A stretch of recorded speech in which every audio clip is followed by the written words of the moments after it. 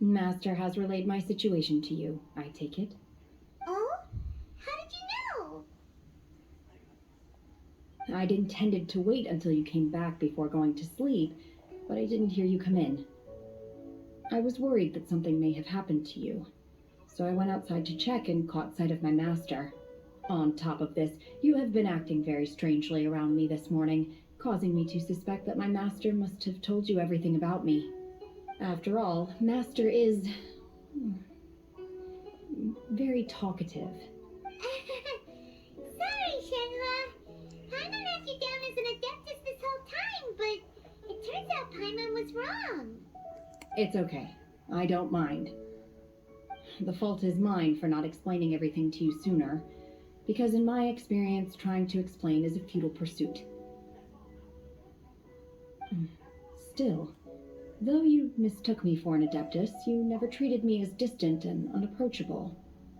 Instead, you treated me as you would a friend. For this, I am very grateful indeed. To be fair, we've met our fair share of real adepti, too. Anyway, now it's settled. From now on, you're our friend. Whether you're an adeptus or a human isn't the important thing. First and foremost, we're just plain old friends. Got it. Although I don't know quite what it entails in terms of what I have to do, I must say I like the title friend very much indeed. Great! Well, now that we're all rested up, we should start searching for the other 2 items on the list. But before we do that, let's go to the building site and ask Ningguang's little helper how the progress is going. After all, sunset vermilionite is so rare. Paimon doubts many competitors will really be able to find any. If it turns out some of them have given up already, we'll be able to take things a little more slowly. Oh, and another thing. We bought some grilled chicken drumsticks on the way back last night. There was a place just outside. Here's one for you, Shenhua. Try it. They're so good. I concur. It has a rich flavor, far more agreeable than those I've cooked for myself in the wilderness in the past.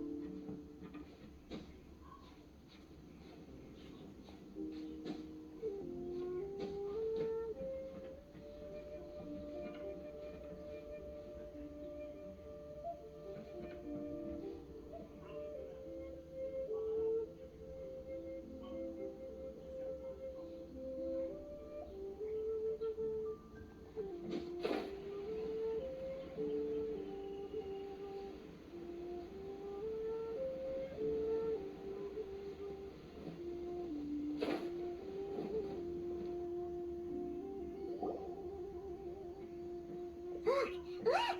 The Jade Chamber is floating into the sky! But it seems to be tied down by something.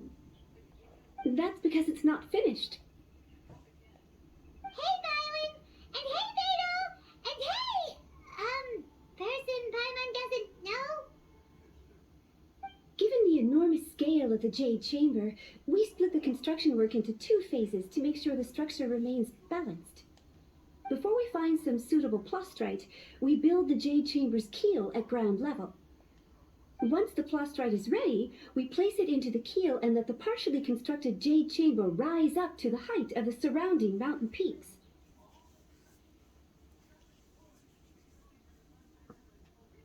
The remainder of the construction work is then carried out at that altitude.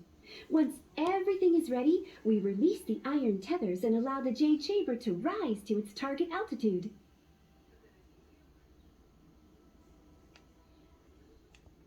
Miss Bywin, we've brought some new materials to submit. One moment, I'll be right there. The construction work has only been able to progress this rapidly thanks to the plastrite provided by you. Lady Ningguang is most grateful and looks forward to seeing more of your work. Wow, can't believe you sourced the plastrite so quickly. It's the key piece of the puzzle. Looks like you beat us to the punch. Beto, you're joining the Jade Chamber contest too? Sure am. I happened to get my hands on a chunk of sunset vermilionite on a voyage a while back, so I figured I'd bring it over. Huh. So even though it's rare, we're not the only ones who managed to get a hold of it. Oh, I've got some introductions to do. This is the renowned Miss Yoon, or Yoonjin, probably the most famous figure in the Liyue opera scene. Greetings. These two are Paimon and the Traveler, both good buddies of mine.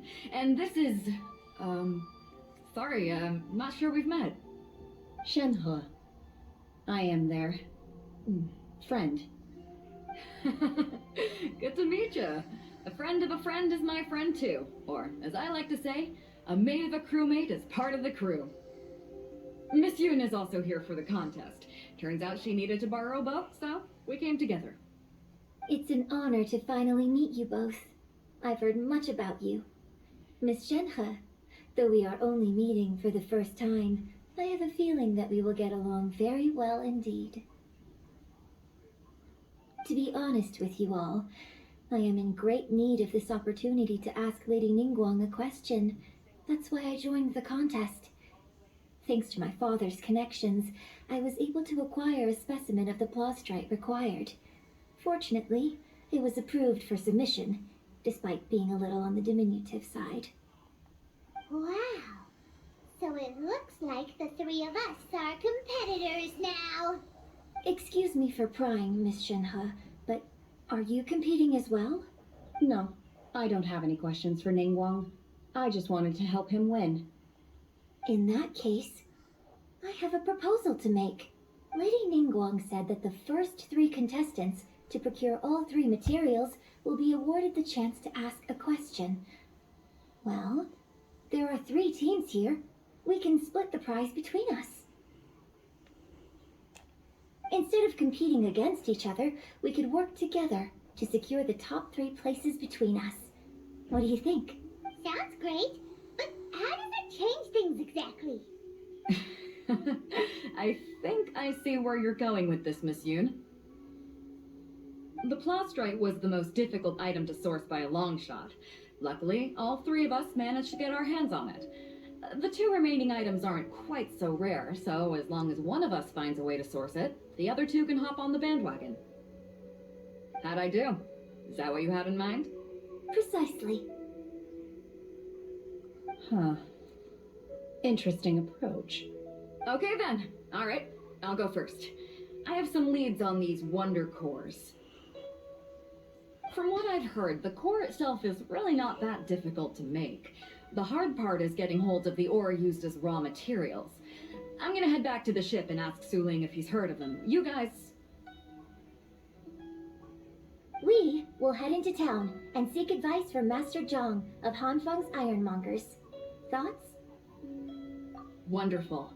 We'll split into teams then, and whoever makes progress first brings all of us a step closer to victory. I'm gonna take off. See you later. Okay, let's go. By the way, what question are you gonna ask Ningguang, Yunjin? I'm looking for a venue to host the performance of our new opera. Lady Ningguang has excellent judgment, so I would like to hear her opinion. Ooh, what's the opera called? Paimon wants to go see it. The opera is a labor of love by my father. He wrote it based on a popular urban legend about an evil spirit and an adeptus. It's called The Divine Damsel of Devastation.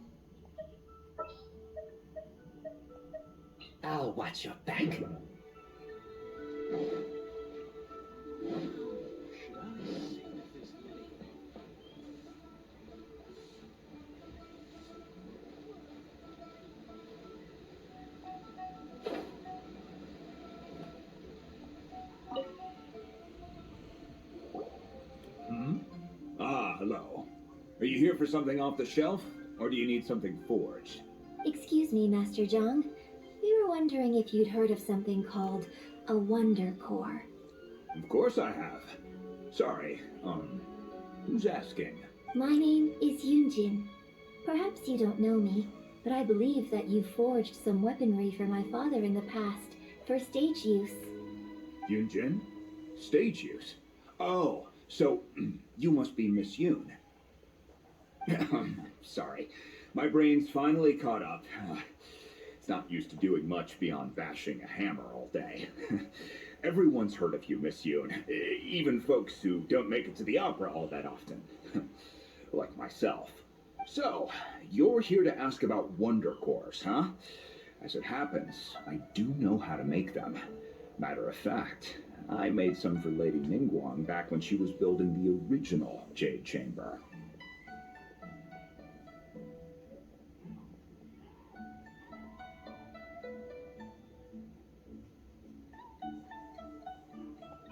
The types of ore needed to make Wonder Cores are a little hard to come by.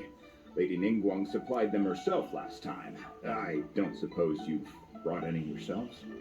No, we were gonna ask you what kinds of ore we need. Sure. Well, you'll need two kinds. Star Splinter Iron and Subrosium. If I remember correctly, Lady Ningguang sourced her Star Splinter Iron from the Mount Tianheng area. They say it resonates with visions. It could take some work, but if you stick with it, you'll find some eventually. As for the Subrosium, though, that's trickier. It's all but unheard of on the market. I'm really not sure. Sorry. What I've heard is that the people around Mount Tianheng have some sort of magic trick that can pinpoint the location of the stuff. Of course, it's probably just hearsay. If you want my advice, start by looking for Star Splinter Iron around Mount Tianheng. And if you run into any locals, ask them a few questions about Subrosium. Mount Tianheng. Interestingly enough, the story of the divine damsel of devastation also takes place on that mountain.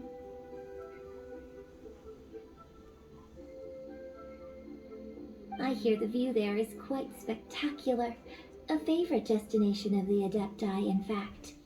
Perhaps it can give me some inspiration. Let's not delay. We should head straight there.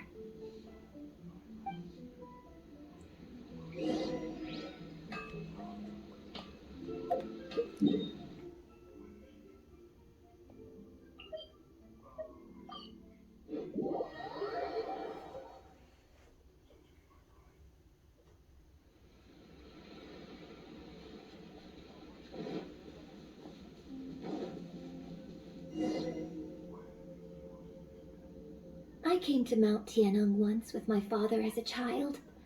I remember it being such a long climb that I could barely feel my legs by the time we reached the top. Oh, this is quite a trip down memory lane for me. Look at these majestic towering peaks and the gently flowing streams. It's like setting foot in paradise. No wonder the legend of the divine damsel of devastation is said to have taken place here. Adepti wander oft where mortals seldom stride. Indeed, this looks like a place that one might expect to be frequented by Adepti. The divine damsel of devastation is your upcoming opera, right? And the story takes place in Mount Tianheng. Huh. Seems like you have a real connection with this place. What's the story about, though? It's the story of a girl becoming a hero. Cool. A hero story? They're Paimon's favorite. The legend first arose in this area. It is said that there used to be a prosperous village on the mountain. In that village, there was a loving couple who were completely devoted to one another. One day, a terrifying monster appeared. The wife was out collecting herbs and was captured by the monster. Her husband was so distraught at the news that it broke his spirit and drove him to madness.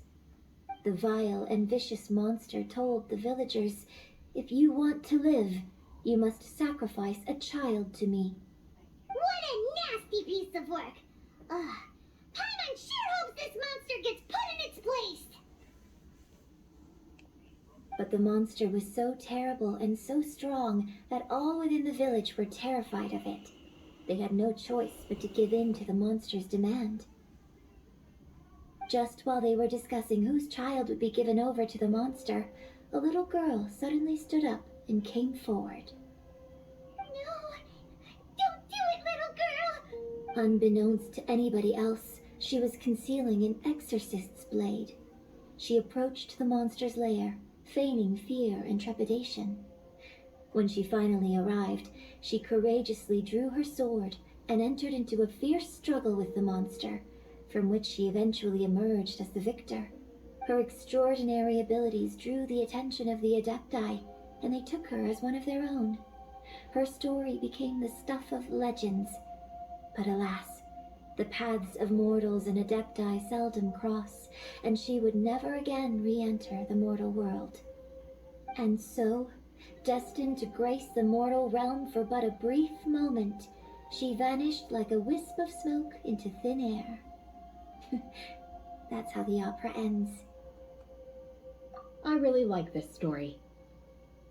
But I personally think that perhaps the little girl was not as brave as the opera makes her out to be. I'm not sure she deserves all the praise she is given. I've never considered that before. Opera is always an interpretation of the events it purports to portray. A certain degree of deviation from the truth is always inevitable. When my father wrote the script for this play, I suppose his intention was to inspire his audience with the character of the divine damsel. I think it's a great story. The ideal story. Well, it sure inspired Paimon!